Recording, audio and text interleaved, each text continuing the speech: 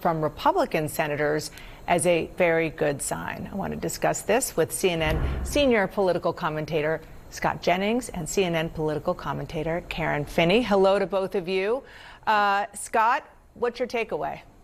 Well, in short, I think Pete Hegseth kicked their asses today. I mean, it wasn't even close. They didn't lay a glove on Hegseth. No mistakes, calm, cool, collected. I mean, before the thing even started, you had this like Code Pink, protester freak show trying to disrupt the hearing. That's the Democratic base, by the way, which probably explains why the Democrats on the committee acted in such a bizarre and unprofessional way. I was appalled at some of the way these senators handle themselves and some of the lines of questioning. I mean, Tim Kaine sounded like a sex pervert in his questioning of Pete Hegseth. Blumenthal, who lied about his service in Vietnam, questioning Hegseth's qualifications. You had Gillibrand, you had Warren, you had Hirono going on unhinged rants about things. Angus King obviously doesn't understand what it's like to fight terrorism. On and on and on. Hegseth was cool in the face of this unhinged questioning. They made him look good today. It would be difficult for a Republican to vote against Hegseth after the Democrats' unseemly mudslinging today. Karen?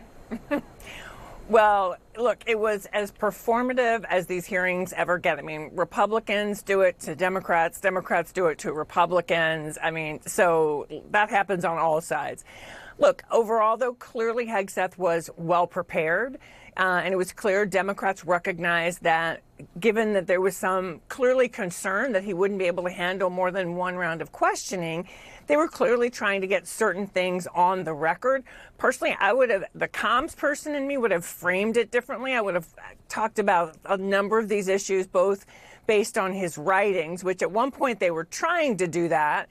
That was part of the strategy, but really in the context of the modern military, because the reality is, as military leaders will tell you, climate change is a national security concern. It's real. It is a threat to our forces. It is a threat to our bases. It is a threat to our readiness.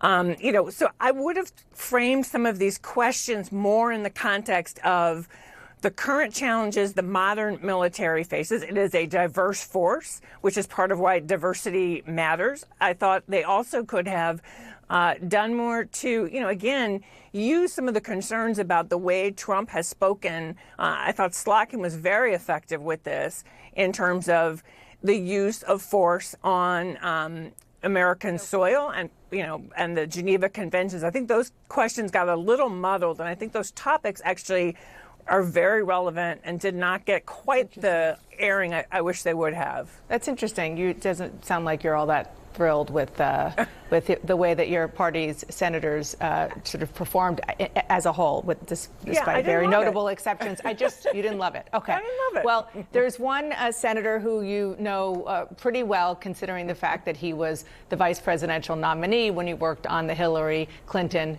Tim Kaine presidential campaign.